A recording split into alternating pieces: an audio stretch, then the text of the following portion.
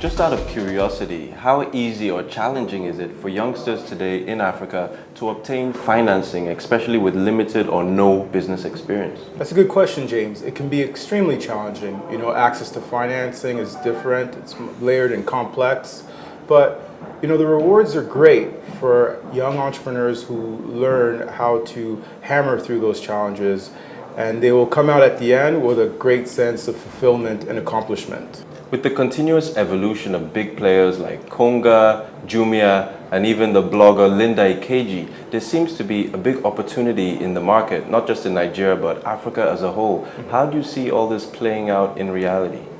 Well, in reality, the fact is that Africa is fluid, it's dynamic, it's always changing. So you'll find that on the face, the opportunity is very, very, attractive. But these tech and other platforms need to be changing their strategy almost on a weekly basis to accommodate for the African reality. It's not unfounded that young people with ideas think that their ideas are worth investments. How do you separate the good, the bad, from the ugly ideas? Well, everyone thinks that they've got what we call in this space the unicorn, the next big thing, right? And it's really hard to tell which is good, ugly, and bad. So what we do is we just observe the entrepreneur, right? I think you will get a good, solid data by observing the entrepreneur for 6 to 12 months. In that period, you'll find that the entrepreneur will be facing many challenges, and it's good for you as an investor to see how they react.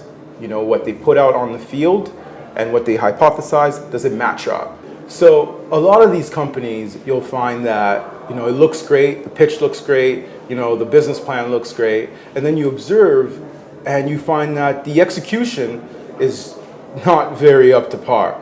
But others, the pitch is awful, the business plan was just, not up to par, and then you'll observe and you'll find that this team is great. This team is reacting, adapting, and changing, and are really determined for success.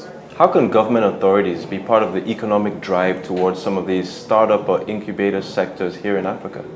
Well, the government sector is always very important to an economy.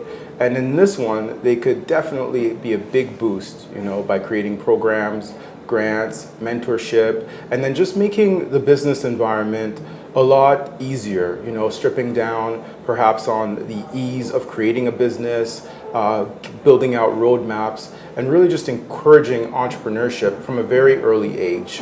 What is the very maximum that you would devote to an individual who shows tremendous potential, and why so? Well, it depends on how much I expect to return, right? If it's a company where I like it, but I think that the market dictates small returns, then the investment, won't be as large. But if I see big potential, then us at Generation Enterprise will put a considerable amount of funding and time behind it. It all depends. It's on a case-by-case basis. Do you see more global partnerships being a viable avenue to African-generated ideas over time? Well, definitely. I think that the whole world wants in on the growth of Africa. But one thing we need to remember, all force must be internal. So these global partners, potential partners, can add, but Africa itself must be willing to drive that. So it's a two-stage partnership. As a youth enterprise incubator, what would you say the future is for youth-led businesses and enterprises here in Africa?